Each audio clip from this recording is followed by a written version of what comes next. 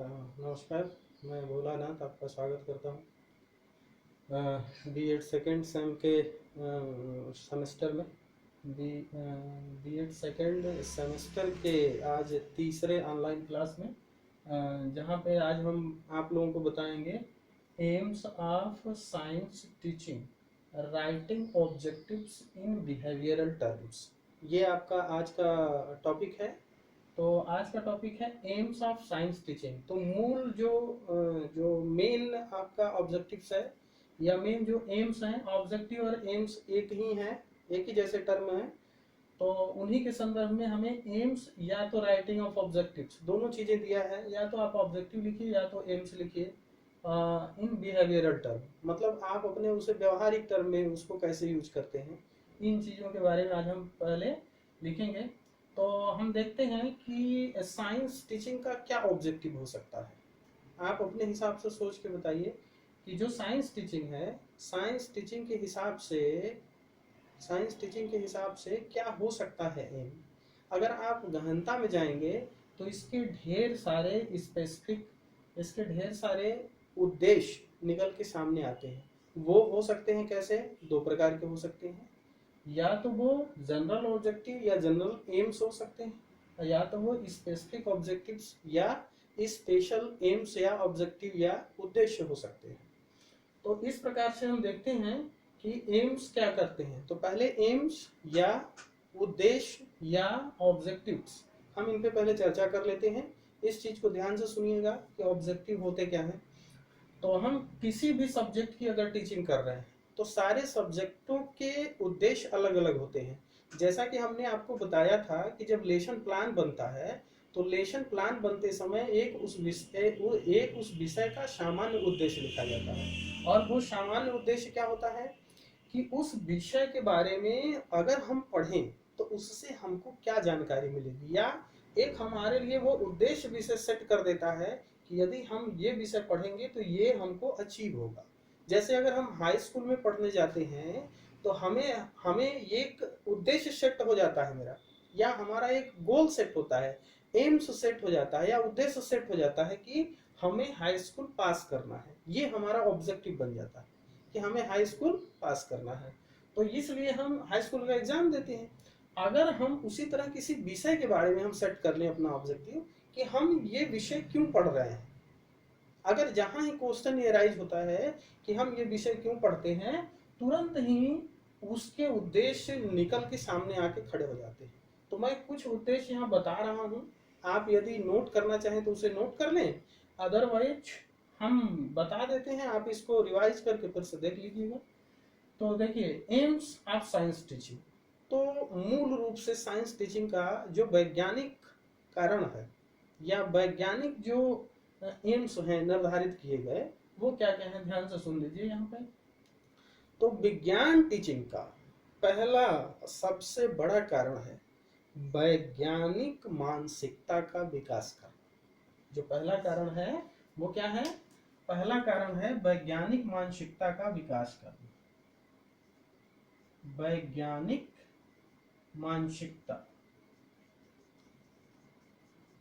वैज्ञानिक मानसिकता का विकास करना अर्थात हमारे देश की प्रगति किसमें है, इंफ्रास्ट्रक्चर जब हमारे यहाँ ज्यादा विकसित हो, और इंफ्रास्ट्रक्चर विकसित करने के लिए हमारे यहाँ बौद्धिक संपदा या मानसिक क्षमता वाले व्यक्ति, जिसे हम थिंक टैंक कहते हैं, वो हमारे पास होना चाहिए।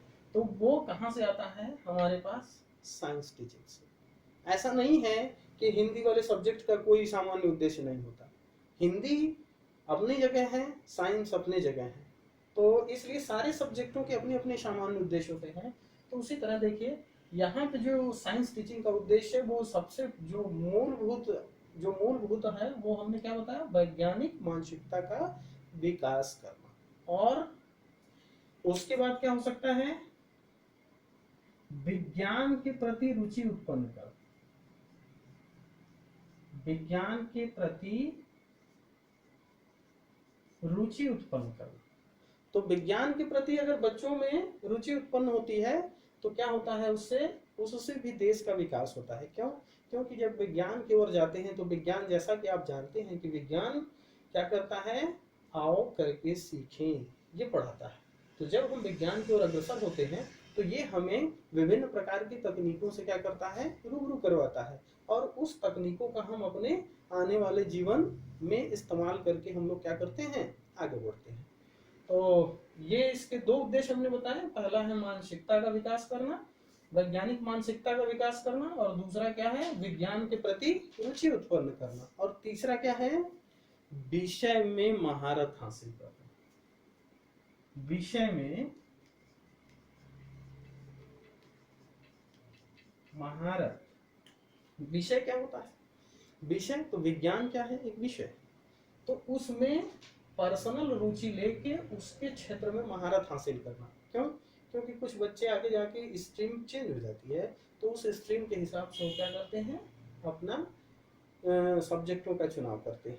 तो वहाँ पे वो विषय इसलिए, विज्ञान इसलिए जरूरी हो जाता है कि ताकि उनकी उस विषय में रुचि रहे और आगे चल के उसमें वो महारत हासिल कर सके, साइंटिस्ट बन सके, इंजीनियर बन सके, डॉक्टर बन सके, वगैरह वगैरह। ठीक है, ये 3 सामान्य उद्देश्य हुए।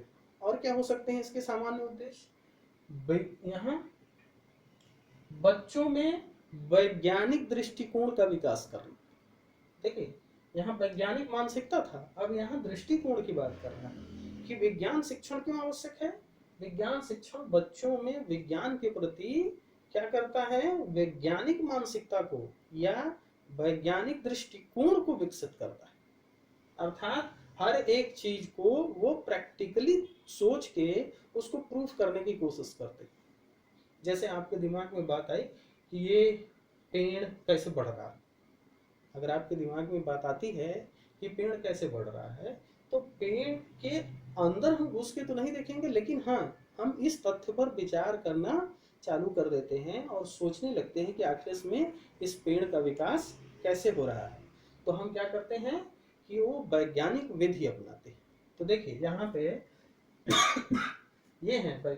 और क्या हो सकता है इसके उद्देश्य, इनका उद्देश्य हो सकता है, प्रत्यक्ष को प्रमाण की आवश्यकता नहीं होती, अर्थात विज्ञान प्रत्यक्षीकरण की ओर आपको अग्रसर करता है। हर एक चीज को वो आपको प्रत्यक्ष ले आके रखता है। और क्या कर रहा है, विज्ञान आपको क्या करता है, प्रैक्टिकल क्षमता विकसित करता है। आपके अंदर क्या करता है, प्रैक्टिकल क्षमता या प्रयोगात्मक क्षमता का विकास करता है। तो ये इसके कुछ क्या है, सामान्य उद्देश्य थे, या यूं कह लें कि इसके ये उद्देश्य हैं। और ये उद्देश्य आप देख लिए, जो इन्हें मिटा देते हैं, ये इनके सामान्य उद्देश्य थे। अब हम देखते हैं ये उद्देश्य कितने प्रकार के होते हैं। ये एम्स ऑफ साइंस टीचिंग। तो ये जो साइंस टीचिंग के उद्देश्य हैं वो 2 प्रकार के होते हैं। एक क्या होता है, जनरल, एक जनरल होता है ऑब्जेक्टिव, एक क्या होता है स्पेसिफिक, या इसको ये विशिष्ट ऑब्जेक्टिव या विशिष्ट उद्देश्य, और इसको क्या कहते हैं, सामान्य उद्देश्य। अब इन दोनों में कुछ अंतर भी है। जैसे देख लीजिए, पहला क्या है, व्यापक। जनरल उद्देश्य क्या होते हैं, व्यापक होते हैं, सार्वभौमिक होते हैं, अस्थायी होते हैं एवं सर्वकालिक होते हैं। अर्थात इनको बदला नहीं जा सकता, ये हर समय बने रहते हैं। अर्थात ये व्यापक होते हैं, सार्वभौमिक, वो हर जगह वही होता है। जैसे अगर हम कहें कि सोडियम का फार्मूला क्या होगा या सोडियम का साइन क्या होगा, तो अगर यन्ने आप लिखते हैं तो वो सार्वभौमिक है।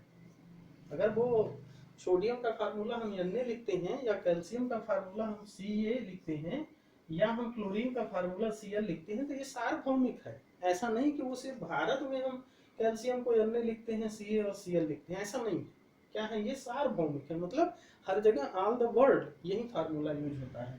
और व्यापक सार्वभौमिक हो गया, और अस्थायी होते हैं, इनको बदला नहीं जा सकता बार बार, ऐसा भी नहीं कि इनको बदल दिया जाए, ये अस्थायी होते हैं। और क्या होते हैं, सर्वकालिक होते हैं, ये जब तक हम लोग रहेंगे तब तक ये बने रहेंगे, और हम लोगों के बाद भी ये ऐसे ही बने रहेंगे, चिरस्थायी होते हैं। और ये व्यापक, सार्वभौमिक, अस्थायी एवं सर्वकालिक होते हैं। जबकि जो स्पेसिफिक उद्देश्य होते हैं ये तात्कालिक होते हैं। तात्कालिक का मतलब, जैसे आपको कोई एक प्रैक्टिकल दिया गया, अगर वो प्रैक्टिकल आपको करना है तो उस प्रैक्टिकल का पर्टिकुलर कुछ विशेष स्पेसिफिक क्या होगा, उद्देश्य होगा कि अगर हम ये प्रैक्टिकल करेंगे तो हमको इस चीज की जानकारी मिलेगी, है ना।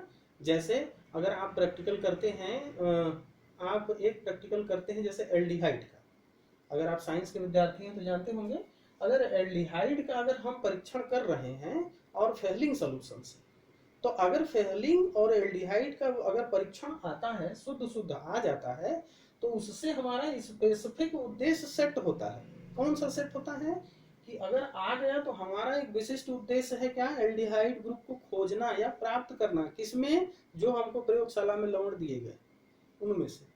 तो इसका क्या होता है, जो उद्देश्य होता है वो क्या होता है, तात्कालिक होता है। अब आगे है, इसका प्रभाव चिरस्थायी होता है। देखिए हमने अभी ऊपर बताया कि इसका प्रभाव क्या होता है, चिरस्थायी होता है, अर्थात ये जो जनरल उद्देश्य होते हैं ये चिरस्थायी होते हैं। हम रहेंगे तब भी रहेगा, हम नहीं रहेंगे वो तब भी बना रहेगा। क्यों? क्योंकि ये फार्मूले जो एक बार बन गए अब इनको हम बदल नहीं सकते, ये पूरे वर्ल्ड में यही चीजें चलती हैं, सार्वभौमिक। तो ये चिरस्थायी होता है, जो ये कह रहा है जनरल ऑब्जेक्टिव्स, ये चिरस्थायी होता है और इसकी माप संभव नहीं है, हम इसको माप नहीं सकते। ये सबसे खास बात है इसके जनरल ऑब्जेक्टिव, जो इसके उद्देश्य हैं हम इनको मापा नहीं जा सकता। जबकि जो स्पेसिफिक होते हैं वो स्पेसिफिक क्या होते हैं, स्पेसिफिक चिरस्थायी नहीं होते, स्पेसिफिक चिरस्थायी नहीं होते, बल्कि क्या होता है, इनका मापन वैज्ञानिक पद्धति से संभव है। ठीक है, ये चिरस्थायी नहीं होते और इनका मापन क्या हो सकता है, वैज्ञानिक विधि से संभव है, ये याद रखिएगा आपने। फिर आगे क्या है, इसमें वस्तुनिष्ठता होती है। देखिए यहाँ वस्तुनिष्ठता पर हम चर्चा कर लें, ऑब्जेक्टिविटी पे। तो ऑब्जेक्टिविटी क्या होती है कि जैसे अगर किसी भी वस्तु में या किसी भी सेंटेंस में कह लें या किसी भी तथ्य में कह लें, तो अगर उस तथ्य में ऑब्जेक्टिविटी का गुण पाया जाता है तो जहां तक माना जाता है कि वो 100% सत्य होता है। देखिए आपके सामने मैं ऑब्जेक्टिविटी और सब्जेक्टिविटी का एग्जांपल देता हूँ। आप जैसे क्या करते हैं, क्वेश्चन आपको ऑब्जेक्टिव दिए जाते हैं, एक सब्जेक्टिव दिए जाते हैं, तो गलत किसमें होने के ज्यादा चांस होते हैं, सब्जेक्टिव में। क्यों?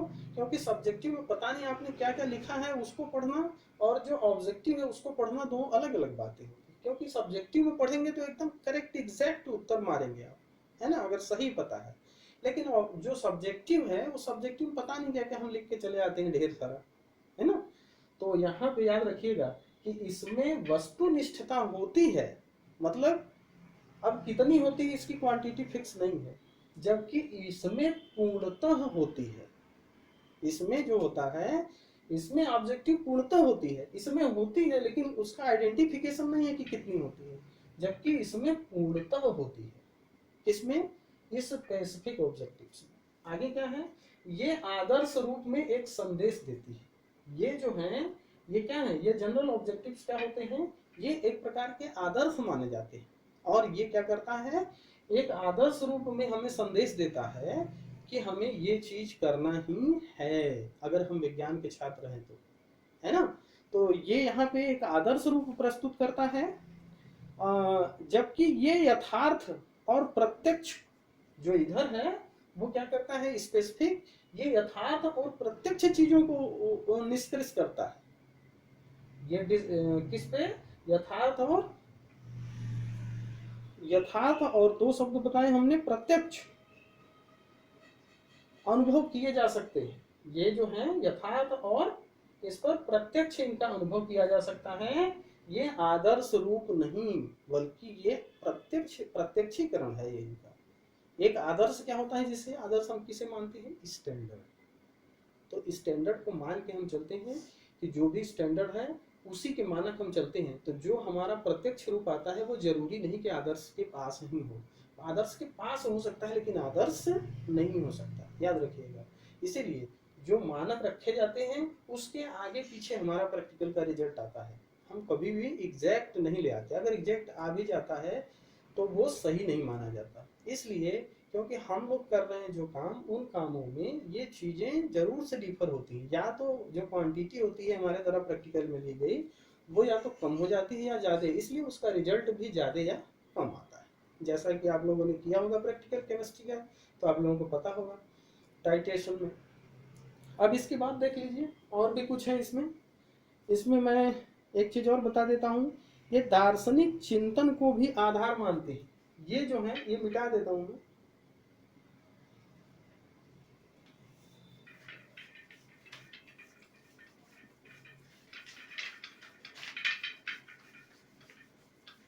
हाँ, ये दार्शनिक चिंतन को आधार मानते हैं।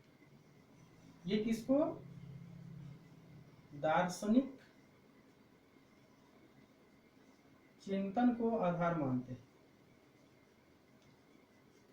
ये दार्शनिक चिंतन को आधार मानते हैं जो जनरल ऑब्जेक्टिव्स होते हैं, जबकि ये क्या होते हैं? दार्शनिक के बजाय किसका चिंतन मानते हैं? ये वैज्ञानिक दृष्टिकोण का चिंतन करते हैं। ये दार्शनिकता होती है इसमें, जबकि इसमें क्या होती है? वैज्ञानिकता होती है। ये वैज्ञानिक चिंतन को प्रेरणा देते हैं। तो दोनों में याद रखिएगा, जनरल ऑब्जेक्टिव्स क्या हैं? ये दार्शनिक चिंतन को बढ़ावा देते हैं, या आधार इनका क्या है? दार्शनिक चिंतन, और इनका आधार क्या है? वैज्ञानिक चिंतन। ठीक है, कुछ और भी हैं, हम आपको बता देते हैं। ये शैक्षिक रूप में होते हैं, ये एजुकेशनल होते हैं। ये जो होते हैं ये क्या होते हैं? हर समय एजुकेशनल होते हैं, जबकि ये क्या होते हैं? ये इंस्ट्रक्शनल होते हैं। याद रखिएगा, ये हर समय शिक्षाप्रद होते हैं, जबकि ये क्या होते हैं? निर्देशात्मक होते हैं। इंस्ट्रक्शनल स्पेसिफिक, मतलब कि ये पुड़िया क्या कहा जाता है आपसे प्रैक्टिकल लाइफ में कि ये ऑब्जेक्टिव है, आप इसको सिद्ध करके दिखाइए। तो वहां क्या करता है?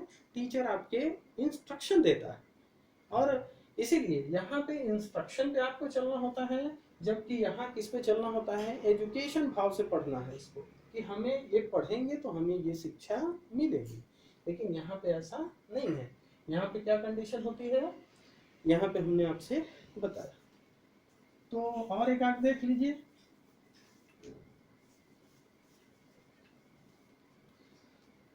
हाँ देख लीजिए,